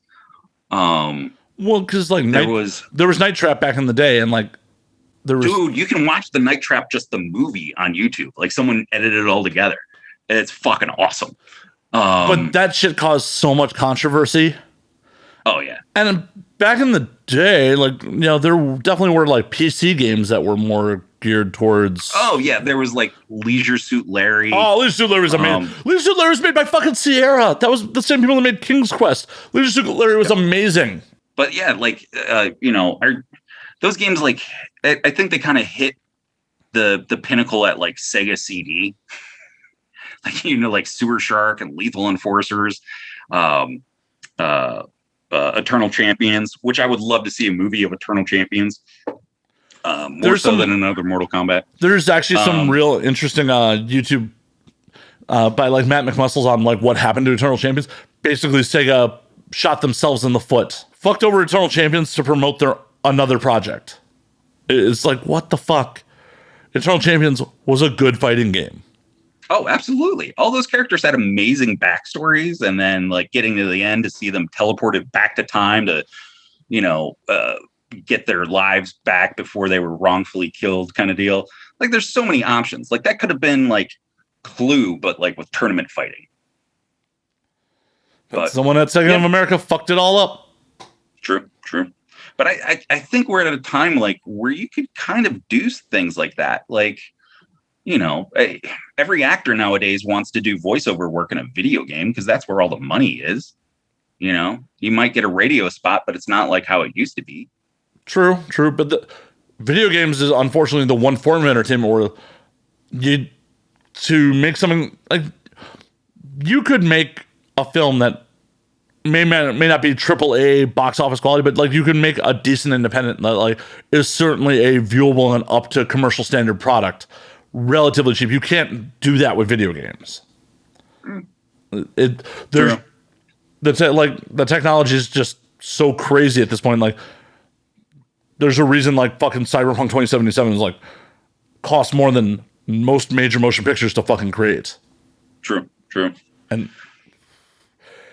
unfortunately, like video games as a medium is still in a weird place where like there's so much you can do with it, but it's like these sweeping fucking amazing stories could happen, but they don't. In a lot of cases, they just don't. Everybody wants that open world concept, and I get it. Like I think that, if we tied it back into like that VR filmmaking, which I would love Joanna Angel to do a masterclass on that, because she's, as far as I've Googled and researched, she's one of the few people in the world that has consistently tried to make those films and make them work. And how challenging that is, because as editing and things like that, like you can't cut in when you're making things like that. Male talent absolutely hates doing VR scenes because they have to just lie there with like the rig on as the female talent does all the fucking work. Yeah. But I gave it some thought during the course of this conversation. I think the other reason that VR doesn't work as well as a film genre is it's not something you can experience together easily. That's fair. I can see that. You can't tie in like Lawnmower Man. No. And the problem is like most people don't want to experience films alone. Like they don't want to go to the theater alone. I go to the theater by myself because at the end of the day, like if you and I see the new Spider-Man at different times, we saw the same thing. It's not like going to a concert where you have to go together to have the same experience. But VR headsets, especially in a post-COVID world, like if you had a theater with all VR headsets, now you're sharing VR headsets with other humans. Gross. And if you're at home, like you're going to have a bunch of VR headsets on the couch, like that doesn't seem particularly social. Hey, anything that can keep me at home more, I'm all about. Have you been outside? There's people there. There are. But some of those people have genitals I want to stimulate, so. Fair enough. Diaper up. Power on. Yep. That may be some new merch that's happening. Diaper up and power on. Oh. There you go. Like, what the fuck what kind of merch are you selling here? Like, don't worry about it. Listen to the Yeah. show. You'll know. Leroy Myers ties in, just be like, I thought I was weird. What's going on, Matt? Oh, Leroy's not weird. He just is a very creative genius. He's not a weird dude. I dig it. I dig it. VR as a technology is awesome. I just don't see it. I feel like it'll end up kind of being like a fad like 3D was for a while there. Yeah. I think 3D will always be a fad. It's something fun and different. It's kind of like, you feel like you're in the moment in a weird little way. It's kind of like when you're at a Mexican restaurant and you see the Karen at the table over that says gracias, for when they serve her nachos kind of thing. Like, she's in the moment. She's enjoying herself. Like, that's probably going to be she's not going to eat Mexican again for another 6 months, maybe, if that. But it's kind of equivocal. It is. Oh, on 3D filmmaking, like when it first started to get big again, like 10 years ago, I was not a fan of it when it was like, oh, we're using the 3D for cheap camera tricks, like the first Captain America, where you have the shield throw at the camera, blah blah. But when they started doing 3D for depth of field of the shot, that I enjoyed. Okay, yeah. I mean, like Friday the 13th Part 3 is my favorite. It's my favorite because it's Jason finally gets the hockey mask. He's fresh and clean. Like, that's, everything after that, he just gets dirtier and dirtier. But there's some great gags. And the yo-yo. My favorite is the arrow flying a camera. So, I mean, there are some 3D films, like Silent Madness is a great 3D film that was released by Vinegar Syndrome. So, I mean, yeah, I mean, it's hit or miss. It's definitely far more miss than hit. It is. One of our, well, I guess it's a little more recent that I enjoyed in 3D was John Carpenter. Not John Carpenter. Fucking John Mars. Fucking liquor brain. Not John Carpenter. Fuck. Wait, John Mars, the sci-fi movie? Yeah, the Disney sci-fi movie. Fucking why? Yeah, John. Yeah. Why am I spacing on that fucking movie's name? It's definitely not John Carpenter. Yeah, no, that was considered a flop. That was like Percy Jackson or oh god, what was the other one? The one with Han Solo, with Harrison Ford. John Carter of Mars. Jesus Christ. John Carter of Mars. Yes. Yeah. Ender's Game. Have you seen Ender's Game? I have. Dude, that movie has no business being as fun as it is. It's absolutely absurd. But like, the thing I love the most about Ender's Game is the audience for it. Like, when's the last time you saw a movie led by preteens? Like, they're right on that 12, 13, 14-year-old cusp. And like, I can't think of another movie outside of maybe Holes. Yeah. I'm talking about the Shia LaBeouf one, yeah. Slayer, not... Yeah, I know. Preteens committing full-on genocide with Harrison Ford just hanging out. Yep, pretty much. And Sir Ben Kingsley. Yeah, but he has a bunch of face tattoos in that one, right? Yeah, he's... is he Maori? Is he... Or I'm mispronouncing that. Yeah, I think that, like some kind of tribal tattoos. Yeah, he's a... Ben Kingsley gets some weird roles. Like... Yeah. He's just like a dude. We're like, we'll throw Ben Kingsley in here just covered in facial tribal tattoos. Why not? Yeah. He played Gandhi. He popped up in The Sopranos as literally himself. Or the Mandarin fake in fucking Iron Man 3. Oh, God. I think probably one of my favorite Ben Kingsley movies would probably have to be Sexy Beast. Sexy Beast is good. He's so just vicious in that and just ruthless. I would probably pair that movie as a double feature with Chopper. Never seen Chopper. It's like one of the first Eric Bana films. It's about it's the life story of the Australian convict Chopper Reed. Okay. That is 100% up your alley. I will definitely check that out. Yeah. More homework. Just walking away from the podcast like, well, I guess I have hours of cinema to watch. There you go. So, in the next date you have, like, listen, we can watch the Max, or Hey, the Max is only 13-minute episodes. We can get power through a couple episodes of the Max, and then true. you gotta play to the strengths and understand. Like, Absolutely. I miss the days of those formats. Like, I miss 90-minute movies. That was a VHS tape. 90 minutes. Like, okay, cool. You wake up early, watch something before your parents woke up and you had to go to school kind of deal, Those weird tape trading things you did with your friends. Yeah, I mean, it depends on the movie. There's definitely some movies where it's like, okay, 90-minute runtime, that's awesome. There's also some movies where it's like, I didn't get enough in 90 minutes. True. But then again, you also end up on the other hand, it's like, okay, can Gangs in New York end yet? Please? Please, Gangs in New York, please end. Gangs in New York is a black comedy. If you go back and watch it and allow yourself to laugh, it is hysterical. Well, Daniel Day-Lewis's performance alone is just wild. Mm-hmm. Bill the Butcher is just a wild character. Like, yeah, it's that movie I would put on par with like Coppola's Bram Stoker's Dracula. Of like, if you sucked out the romantic story of DiCaprio and Keanu and just like presented the villain in their element and their conquest, like, it would have elevated it far much more. I enjoy both films, don't get me wrong, but I think that,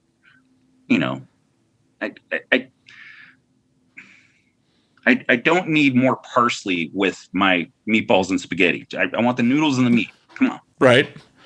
But you can just push that other shit off to the side. Right? Yeah.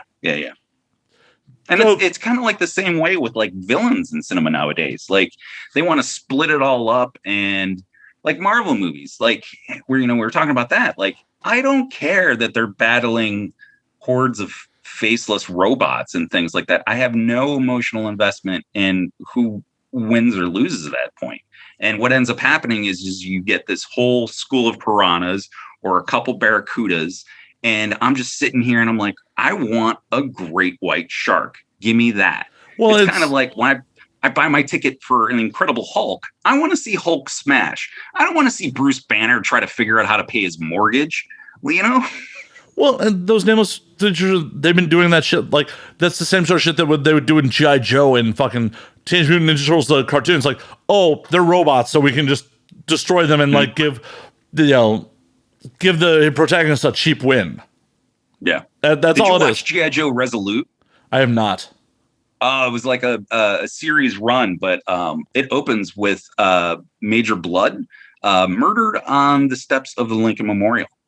Okay, that sounds like kind fun. of like that it skirts that R-rated line there for a little bit. See, even G.I. Joe the movie, like back in the 80s, that was handled better. I mean, they didn't didn't fully pull the trigger and kill Duke, but the fact that they like stabbed Duke in the heart in like the opening sequence. Yeah.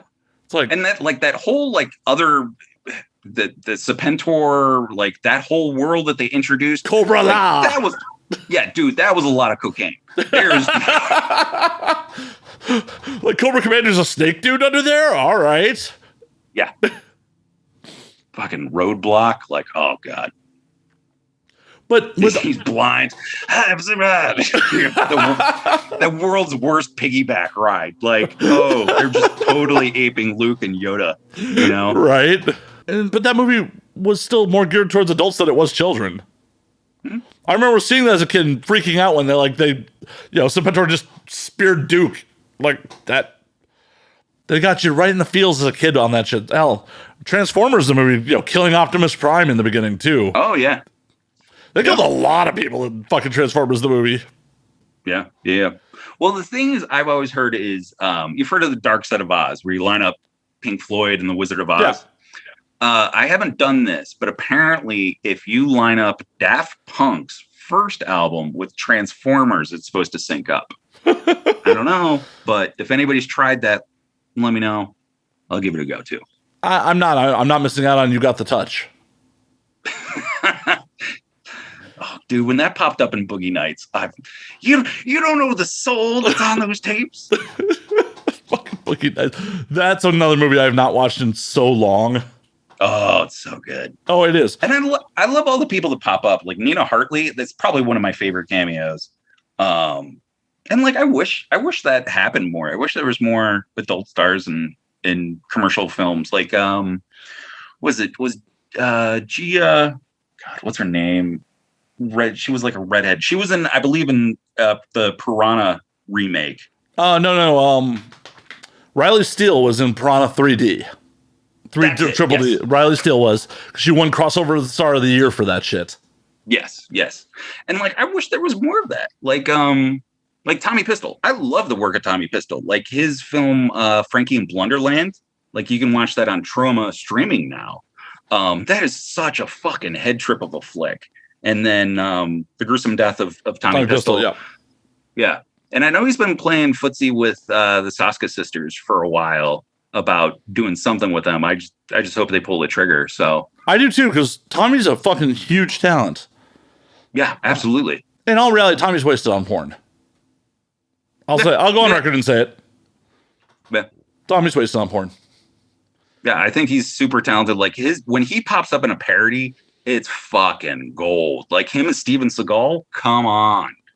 Dude, him as Ash Williams completely carries Evil Head. Oh yeah. And I mean, and like it helps that the effects are done by Doug Sackman and all of that, but like that movie hits, 100% does. And Tommy's too good for this shit. I mean, don't at me, but Tommy's too good for it. I mean, there's a reason he like wins Best Actor almost every fucking year. Yeah, I would love to see him and Small Hands like play like brothers, something like that. Like do a Step Brothers parody. My idea. That's my idea. Nobody steal my idea. Yeah, Tommy, we're not. Call me. We're not. Aaron, call me. We're not broadcasting it out to the internet or anything. No, not at all. There'll be a long list of things that happen on this show that just get broadcast out, and then like someone else gets to capitalize on. It's kind of a tradition around here. But I do feel that there are a lot of really talented actors and actresses within the porn industry that people still have a weird stigma about that nowadays. And it's just like, who doesn't watch porn? I'm more creeped out by the people that say they don't. I agree. They're the equivalent of guys that pull their pants down to their ankles at urinals. Don't judge me, man. That's why you started wearing the diaper. It is. You got me all figured out. On this one. I'm cheaper than therapy, Matt. It's cool. Oh yeah, this isn't actually ever getting broadcast. This is just a therapy session for me. I'm just a Zoom call away. Teletherapy. But unfortunately, the majority of the time when porn performers are booked in other things, it is as fucking sex workers or as porn performers or just as themselves. Yeah, I mean, I think Sasha Grey kind of paved a little bit of a way. What, she played a prostitute in the Soderbergh film? Or she played herself in Entourage? There was that weird horror one where she's like the nurse on the cover. I'm trying to remember. I want to say it was like a Herschel Gordon Lewis remake of something. Oh God, I'm trying to remember. Yeah, I'm not going to IMDb it. But 1 out of 3, mainstream projects that have any notability to them. I don't know what Riley was playing in Piranha, but I can't imagine. I think she was the one paragliding, if I remember that correctly. Oh, my foster dog is getting mad. But like Entourage had Jessie Jane, Tina Presley, and Devin on it, but they're all playing themselves. Sasha was playing Sasha in Entourage. I like when they pop up. I'm always like, oh, hey, I'm one of the pervs that know exactly who that is. And other people are like, oh, she's cute. What else is she being in? Like, well, to the Googles. To the Googles, not in a public place. But I mean, that's also kind of the thing. If you can't open your social media in public without being somewhat concerned about who's around you, are you really using social media the right way? I mean, I just don't give a fuck, because if you give me shit about the nudity that you're seeing on my phone, you shouldn't be looking at my fucking phone. That's an invasion of my fucking privacy, motherfucker. I'm not ashamed. You should be ashamed. You have like the lemon party as a lock screen kind of thing. No, it's just me masturbating on the credits. I mean, on my own phone. I am that much of a narcissist. Duh. It's animated too on the lock screen. Just Fair. Oh God, fucking lemon party, blue waffles.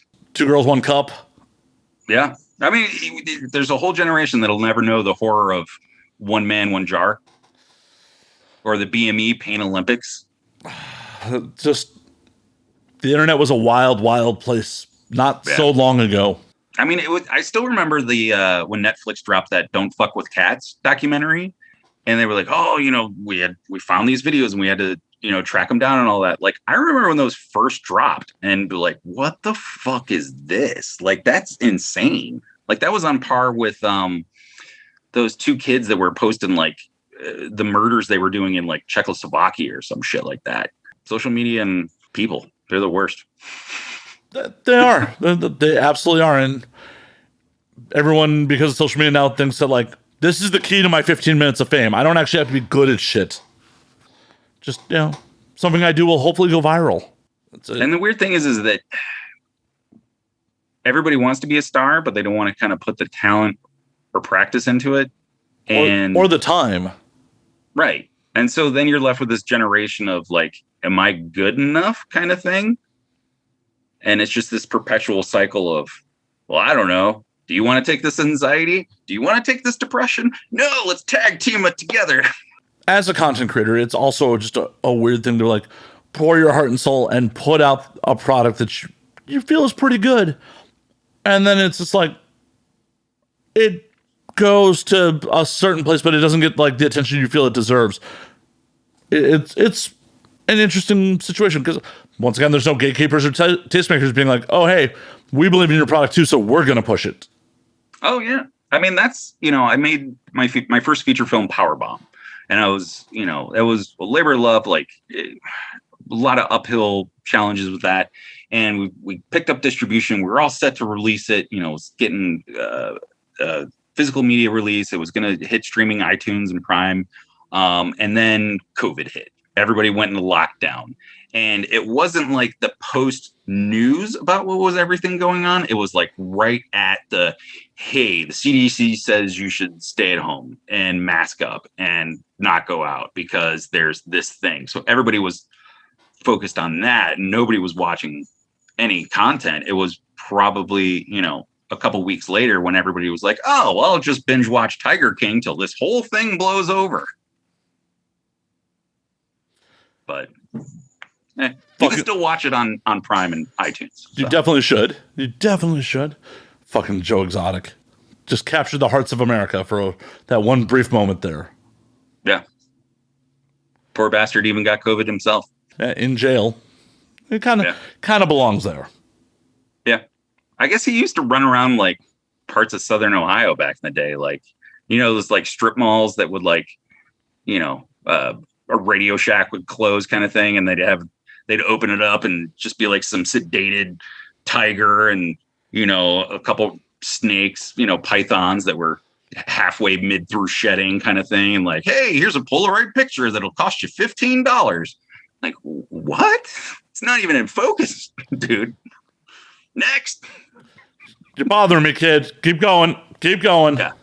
Yeah. Meanwhile, you're just walking past, one of those nature stores trying to play with those rain sticks you turn upside down and all that. We were dumb. I mean, proving that we as a society have always been dumb. We just amplify it more through social media and the internet. Oh, yeah. You remember how they had the anti-theft devices for cassette tapes? It was like the whole big armed thing wrapped around it in plastic. I always thought they'd make great weapons. I like that probably you and I are the only ones that know what the hell I'm talking about. Everybody's just like, I can't figure it out. What's a Sam Goody? No, there's definitely some other olds that listen to this. They know. They know. Yeah. But to think, at least before our time, our generation wasn't so stupid that they had pet rocks. Because that was a thing in America at one point. But, I mean, people were getting trampled for Cabbage Patch dolls, And Beanie Babies. And fucking Beanie Babies. And Tickle Me Elmos. Mm-hmm. Like, your elbow... You're really going to trample somebody for your Elmo vibrator? My favorite is the couple that got divorced and the judge made them divvy up their Beanie Baby collection in the courtroom, like on the floor. Oh, it's great. You can find that online somewhere. It's the most ridiculous thing. I can't believe that actually had to happen. Well, and what's worse now is like how worthless that collection is now. Mm-hmm. Yeah. Like, y'all had a major drag out fight in front of a judge over something that is effectively worthless now. I remember when they did the tie-in at McDonald's, where that was the only place you could get the special one, and fucking you couldn't get a Big Mac in under 3 hours because of that bullshit. Like, marketing is so fucking important. It just illustrates, like, if something's marketed well enough, people will buy it blindly. Yeah. Or not buy it. There were some good movie tie-ins. Like, I mean, we can thank Adam Rifkin's movie, The Small Soldiers, for the rodeo burger, which did much better than that movie did. True. I mean, Small Soldiers is fun though, but it's so ridiculous. Like, but the rodeo burgers. How did they get Dennis Leary in that movie? I mean, that's also the point where Dennis Leary was doing a bunch of movies. Like, he was in The Ref. He was in Suicide Kings. Yeah. Suicide Kings, criminally underrated movie. Like, more people should have seen that movie. Yeah, I would double feature that with Things to Do in Denver When You're Dead. Another great fucking movie. Mm-hmm. I generally double feature Things to Do in Denver When You're Dead with 3 Days in the Valley. Ooh, okay. All right. I see where you're going with that. Kind of like, let's see. All right, now we're going to go in 2 different directions. Are you more of a 8 heads in a duffel bag kind of fan, or more of a Jade fan? Whew. That's a rough call, because neither one of those are great films. True. I mean, we could meet in the middle and just watch Bruce Willis in Color of Night. Fuck Color of Night. That's the one where he's on the fucking boat, right? No. That's oh God, what is that? That's the one with Sarah Jessica Parker. Yeah, where he's the boat cop. Color of Night is where he's the psychiatrist, and he just basically has sex for like 45 minutes. You see his wang in one of the pool scenes. Things I never needed to see or know. Oh, come on. You want to see John McClane's rod? I mean, that's what fathered Demi Moore's children, so I guess. Talk about Die Hard. Oh. You were regretting having me as a guest more and more. I love it. Oof. Yeah, I mean, I'm A-okay with not seeing pretty much anyone's penis. Like, I've seen enough penises in my life. I'm okay with not really. I'm okay with really not seeing anyone naked unless I'm having sex with them. I'm okay with it at this point in my life. That's fair. Yeah. I kind of like the older you get, you're just like, I mean, there's the morbid curiosity, that kind of thing. But well, and not to say I don't appreciate, like, the episode that is coming out tomorrow, Nina L is topless for a good chunk of it. And it's like, oh yeah, well, I appreciate that Nina's boobs are out. But it's just like, at the end of the day, I don't super care. Like, any particular reason? Was that like a prerequisite or something? No, it just happened. I mean, like, should I be topless? I didn't get this memo. I mean, it just sometimes happens on this fucking shows. People just get fucking topless. And you can check that on the video version. Ooh. This is why we're on Vimeo. Because I let people know, like, hey, we're on Vimeo. You can get naked if you want. And some people were like, okay, then. And I always encourage such things because people buy the episode. Which is also ridiculous because it's like, the people that are generally getting naked, you could literally watch have sex for, no money if you're going to the hub. Yeah. But, I mean, as an adult, pay for your porn. Yes, please pay for your fucking porn. Like, if you're 15 and you have 2 bars of Wi-Fi, like, I get it. I do not. I do not encourage minors consuming pornography. Do not encourage such things. No, neither do I. But I also don't want to go back to the days of, like, finding sticky magazines in the woods. Why was it always the woods? Why? Right. Why? And I feel like publications like that, like, I kind of miss, like, you know what I mean? Like Swank, Cherry. Club. They always had, like, Club International. Yeah, right. But yeah, no. The one gal that I just worked with, Felicia Fisher, she is in the new issue of Hustler. So. check that out. It's interesting to me, like, who still buys print magazines? Like, who still buys those? I mean, is Hustler for the articles? I don't even know. Well, but who's jerking off to stills?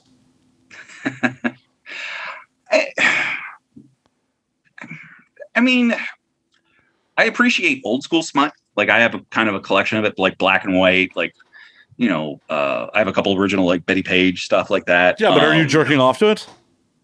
No, I have it framed and on my wall. Right. So, like, that's for the art of it, not to buy the self-gratification. Yeah. But I guess, like, is there like a booming prison market? Maybe. I mean, we do incarcerate a lot of people in America. True. More so than any nation in the world. Right. Which is pretty impressive when you consider, like, some authoritarian regimes out there. Then again, they probably just kill people. True. We just want to use them for free labor. So. Oh, it's not free. They get 3 cents an hour. Oh, God. Which helps repay their debt to society. Fucking America. Yeah. People. They're the worst. Yeah. It's a wild place we live in.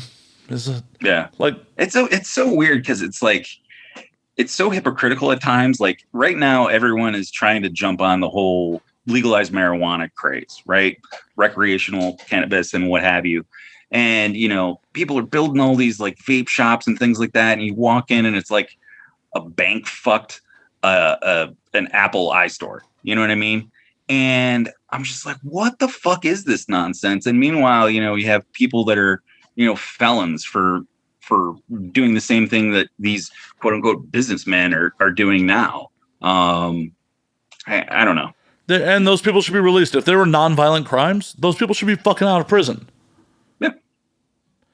I mean, you're just perpetuating a cycle of, they're incarcerated and they have to come out and, get reacclimated. No one wants to hire them. You know what I mean? Like housing, the stigma behind it all. If you go to prison, you have pretty much 2 choices when you come out: get into entertainment or go back to prison. Yep. Entertainment will take you. Like, as long as you can provide a skill, entertainment will fucking take you. Yep. Yeah. Or go work a kitchen, but that's not well-paying or glamorous and at all. I love that the pro wrestler Nick Gage debuted on AEW. He was a bank robber, an incarcerated bank robber. Oh, I had just watched his Dark Side of the Ring. Oh yeah. I mean, he was a bank robber once. It wasn't like he was a serial bank robber. True, but he also did it like with no mask on, like just kind of walked in and. Too. But it's also one of those things like, if you only ever fuck one goat, I'm going to call you a goat fucker the rest of your life. It's true. That's true. But he just wasn't a very good bank robber. Yeah. Like, no plan, had to turn himself in because, relatively famous to a degree. It's like, hey, did Nick Gage just rob that bank? Yeah. Well, my favorite was when he just had that match with Chris Jericho, and his latest gag is to have this pizza cutter, and he took the pizza cutter to Chris Jericho's forehead, and he's just got the whole crimson mask. He's just bleeding, and then they cut to a picture-in-picture because that's how they do the commercials. And it's Nick Gage taking the pizza cutter to his forehead, and up pops a Domino's ad. And it's just the whole, the shot. It's the pizza cutter through the slices and the steaming pile rising up the camera kind of thing. And meanwhile, Jericho's just, ah! Did you watch his Dark Side? Yeah. Those Dark Sides were dope. Those, a good chunk of those were done by Jason Eisner, who did Hobo with a Shotgun. And he shot a large chunk of Trailer Park Boys because he's from Nova Scotia. And that's so Mr. Leahy, his real life daughter is the female lead in Hobo with a Shotgun. Okay. So that's the whole little connection. Just how it all comes together. Yeah. No, I would be great at bar trivia if I ever left my house. Maybe one day, Zach. One day you can leave your house. But seriously though, on a real, as a filmmaker, why are you still in Ohio? Well, the thing is, I moved from Ohio to New York, and I was there for about 10 years, and I worked on a slew of TV shows like Rescue Me, Fringe, before I moved to Canada, um, Lights Out, the FX show, boxing one, The Good Wife, Running Wild, and like a bunch of like, did a few blockbuster movies like Salt, Taking Pelham 123, worked on Kingdom of the Crystal Skull, I'm sorry. the Indiana Jones ones. I worked on the part where it's the chase scene through the college. So Okay, at least that's not the none of chase jungle scene. stuff. Yeah, no, the jungle like monkey chased through vines. Yeah, no CGI ants or anything like that. And then like I worked on a bunch of like indie films and things like that. Like there was one year where two films I was an assistant director on went to Sundance, and one of them won the grand jury prize. It was Sangre de mi Sangre, Blood of My Blood, which is really cool. I but that wasn't really putting rent in my pocket. Like I can't pay my landlord with street cred. And at the time I was missing my family. Like my nephews were growing up kind of without me. My mom was recovering from breast cancer at the time, because after I graduated college, I moved back home to kind of take care of her, because she had gastric bypass surgery and lost a bunch of weight. And when she did, they found a lump in her breast, and she ended up having a double mastectomy. And so I kind of took care of her, and then I was working 3 jobs at the same time. Then I saved up enough money to move to New York, and then I did all that. And then I was in a relationship at the time, and then that went tits up. And so I decided to move back, and I was paying, an eighth of my rent back in Ohio. And then, I moved back, and I was like, you know what? I want to start making my own stuff, because I was in New York, and, I was on the DGA track. I had my days. I was ready to go union. I had, other friends that did so, and they're making good money. They had all the benefits and things like that, but they never saw their family, never saw their loved ones. And it's like, oh, awesome, dude. Like, you made a bunch of money. You can't spend it because you don't have any time off. And now your name is in the credits for the live action Underdog. Woo! Like, I didn't want to be a part of that. So I moved back to Ohio, and I got to see a lot of my family. But my folks started having health problems and things like that. So I was able to help out, but started a production company with some friends, and that's passed on now. But I started making my own stuff, started shorts and music videos, and that's how I was able to build up a repertoire to convince people to do a feature. And shooting in Ohio, like, I know California, like you even take the lens cap off of your camera, and they're asking, for a handout and where's your permit. If you're doing it legally, I mean, here, they'll trip over themselves. Like, oh, I get to be in a movie. Well, here you go. Here's my grandma's underwear. Use it for whatever you want. So I find that I can kind of get away with a bit more. And kind of speaking on that digital age, is that now I've got friends that edit in Portland and Chicago, and I can zip files anywhere. I can chime in people. Flights are cheap enough to fly people in and break it up. We're talking about recording and things like that. ADR is easier now than ever. So yeah, I kind of miss big crews and big projects and things like that. Cleveland is slowly starting to get it. The worst part I find is the networking. There's a lot of cool people doing a lot of cool shit, but it's always kind of like when you go see a band, when you see a flyer and it's like, oh, they were in town. Awesome. Let's get tickets. Oh no, that was last night when you weren't here. So that's kind of how that feels. But no, I want my community to be a product of me and not the other way around.